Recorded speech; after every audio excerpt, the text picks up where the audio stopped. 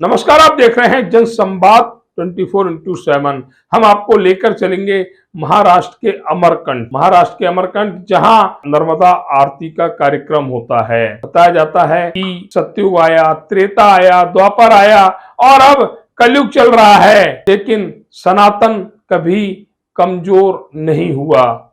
इसी सनातन को मजबूती देने के लिए हमारे साथी मनसुख दास ने एक बहुत ही बढ़िया संदेश दिया है। हम चाहेंगे दर्शक उस संदेश को देखें, नर्मदे आरती के रूप को देखें, उस सत्संग की बातों को देखें जिसे मनसुख दास जैसे व्यक्ति ने समाज हित में सनातनियों के लिए भेजा है। जिस तरह से सुंदर मां नर्मदे की आरती होती है महाराष्ट्र के अमरकंट में, जिस तरह से लगातार मनसुख दास जैसे व्यक्ति सनातन को आगे ले जाने के लिए कार्यरत हैं, वह हमेशा नर्मदा आरती जैसे कार्यक्रमों पर अपनी बात रखते हैं। आज क्या कहा मनसुख दास जी ने, देखिए हमारी इस विशेष रिपोर्ट में।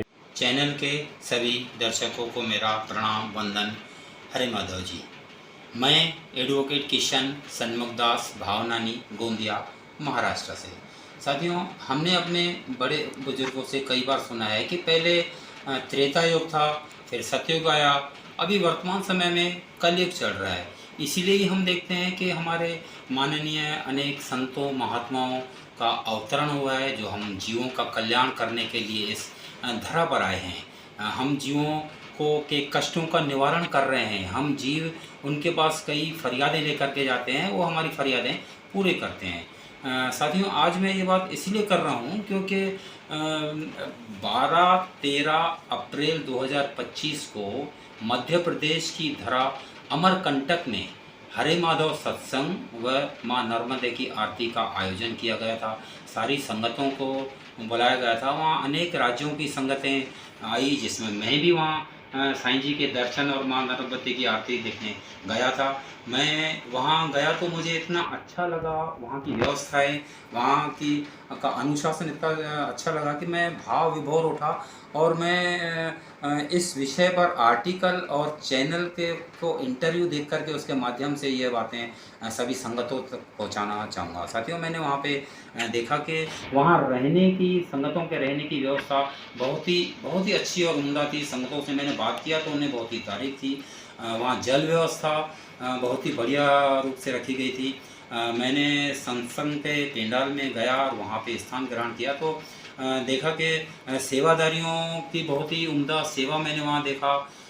वहाँ का माहौल मैंने एक भाव विभोर था और एक आध्यात्मिकता और गुरुमुख रूपी था। वहाँ मैंने साईं जी का सत्संग सुना तो मुझे बहुत अच्छा लगा। वहाँ पे मोबाइल या कुछ यंत्र ले जाने की मनाही थी, बंदिश थी, तो मेरे पास ये कलम और कापी मैंने ले गया था। तो वहाँ पे मैंने साईं जी के जो प्रवचन हुए, मैं वहाँ कलम बंद करते गया और उनको मैंने पॉइंट में लिख करके फिर उसके ऊपर मैंने आर्टिकल भी बनाया हूँ। मुझे वहाँ की व्यवस्था बहुत अच्छी लगी। वहाँ बाद में लंगर प्रसाद का वितरण हुआ, जो मैंने ग्रहण किया तो वो भी बहुत अच्छा लगा, बहुत डिसिप्लिन से था। उसके बाद माँ नर्मदे की आरती वहाँ पे हुई, जो बहुत ही माँ नर्मदे की कृपा सब पर हुई। साईं जी विराजमान थे, वहाँ हजारों की मात्रा में संगतें थी। पूरा जो एक सरोवर था आजू बाजू में पूरा भर गया था और कहीं बैठने की उन्होंने बहुत अच्छी व्यवस्था किए थे।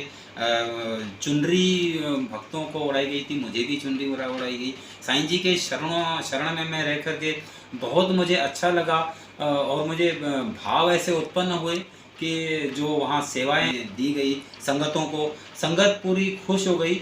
और एक मुझे ऐसा महसूस हुआ कि ऐसे जो साईं जी के या महात्माओं संतों के जो सत्संग है वो धरा पर होना चाहिए। सभी हम जीवों का कल्याण होता है। सत्संग में भी, साईं जी के सत्संग में एक बार बार वचन आता है कि सतगुर के उपकार साधो गणित न गणिया जाए।